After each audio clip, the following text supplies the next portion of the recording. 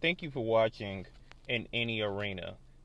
If you like our content, please like, subscribe, and hit that notification bell. Let's get into it. Hope it's been a What's great good? week, bro. Bit We've solid, been bro. Solid. solid. How about Solid. That's yours? good to hear. Man, it's been wonderful, bro. We've been talking Good. all summer. NHL, golf. What's the latest news? But the Yep. thing that we're here for, the thing that we're really here for in any arena, the NFL Let's is get it. back. Let's It's get it. football season. Let's It's get time it. to go. Let's get it. It's time to go. I've been chomping at the bits, waiting for college football, waiting for NFL to be back, and here we are, bro. Here we are. Bro. So we got to kick it off right. We got to kick it off with predicting who's going to win each division, bro. So we have football from now, the second week of August, all the way to the beginning of the first week of February. So we about to be locked in. We about to push out some really dope content. We're gonna try a few things. I know this is still a young, up and coming channel, but this is an opportunity for us to grow, try things, take risks, fail, and recalibrate. So we're looking forward to y'all watching us grow. Also, too, hoping that you all can learn and leverage some of the information that we give you all to make sound picks when y'all drafting your fantasy leagues or you putting in bets and such. So this football season is going to be lit, and I hope y'all buckle up and ready for the ride. Let's do it. So first off, we got the NFC South. We got to start it in the South. For We sure. both from the South, so we got to start it there. What's your Panthers prediction? fan. Panthers, fair weather. NFC South, man, I think there's just really two teams that come to mind when you think about the NFC South. You have the Saints and you have the Buccaneers, right? They're light years ahead of the Panthers and the Saints. Man, I already know what y'all saying. Oh, he said the Saints. He didn't mean to say the Saints. He meant to say the Falcons. Yeah. I jacked up. So what? You'll jack up too if you're speaking in real time. So, with that being said, I meant to say the Falcons. Let's proceed. But when you look at the Buccaneers roster, they actually acquired Julio Jones, I want to say about a week or so ago. And so when you think about the Buccaneers receiving core is very solid.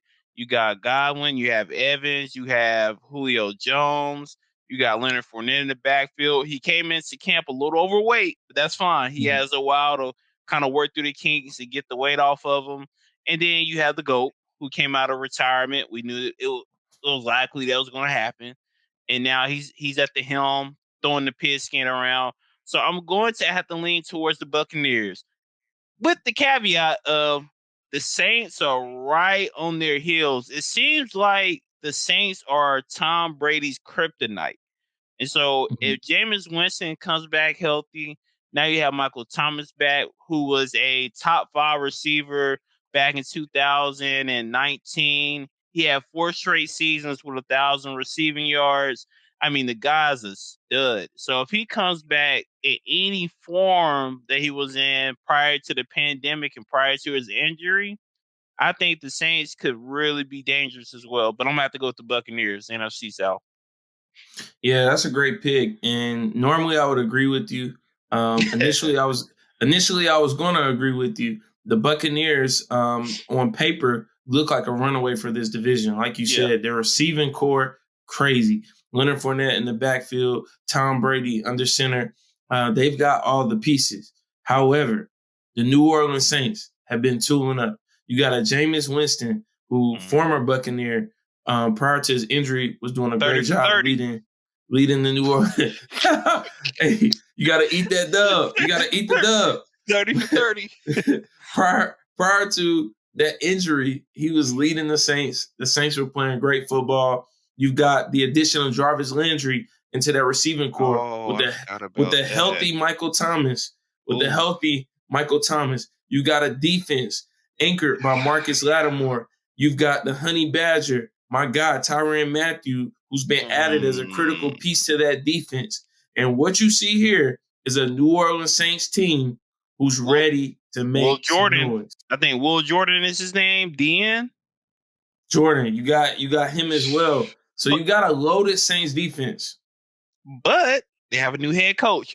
Granted, he's Sean Payton's protege, right? He's been with He came out the pipeline. He came out of the pipeline. So there's still a big difference between being an assistant and a head coach. So let's see what happens. But I'm firm on my pick. I'm firm. But you Firmly have a good pick. case. You have a good case. Okay. So before we close out on NFC South, what do you have as the Buccaneers record? 17 games. Where do you see them falling record wise at the end of this season? And I'll give you what I got for the Saints. 13-4. 13-4 for the Bucs. Yeah. It's yet to be seen. I got the Saints finishing at, I'll say 11-6. I think that's enough to win the NFC South. It's a competitive division. Both of those teams are Is going it to have though? it's pretty competitive. I think that you're going to have the Buccaneers who lose maybe one game to the Panthers or the Falcons, and I think that's going to be all the difference. Who can beat up and sweep the Panthers and the Falcons will be the difference in the Saints and the Bucs winning this division. Okay, fair enough. Fair enough. I like the pick. I like the record. I'm in agreement with the record. So let's see what happens. I think it's what's going to be dope as the season unravels. Maybe we can circle back on this recording here and then share our predictions to see how we're trending towards our predictions for the records.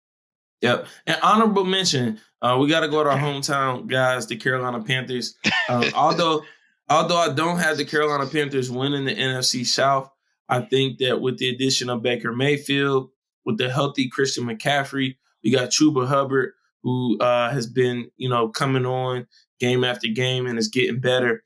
I think that the Panthers will finish with a formidable record. I think they'll finish 9-8, and be above 500 on the season. So I'm interested to see what the Panthers will do this year. The only thing that I think that's holding back the Panthers is that they could potentially almost be in a slight rebuild. The defense is stellar. Like we had a stout defense, a very stout defense. I mean, I think it was a top 5 defense last year, if I'm not mistaken. And so that's why they were in win now mode. And they were winning a lot of their games based on the defense. It was just the offense that couldn't get going. And so when you inserted the Cam Newton, you thought that was going to give you that jolt that you needed to propel the team into the playoffs. But that necessarily didn't work out in the way in which they thought it was going to work out. And so now you acquired Baker Mayfield, which I think it's a solid pickup. Sam Darnold is not that guy. He hasn't proven himself in the league. I will say that Baker has had a good season, with the Browns. And so, although they haven't named him the official starter yet, when you have that type of guy with his type of pedigree, I think he will become the starter.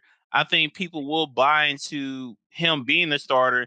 And I think he does fit that mold of being the Carolina Panthers quarterback. He has the look. He has the swagger. They use swagger. I use swag. I don't use swagger. I don't add the ER to it. That's just a little too much for me. He got the swag. Yeah, he got the swag. So we'll see how it turns out. And T, maybe we can get to a game, man, and check them out and see how they get down. Yeah, I definitely think we need to. And again, it'll be interesting to see what happens with our guys there.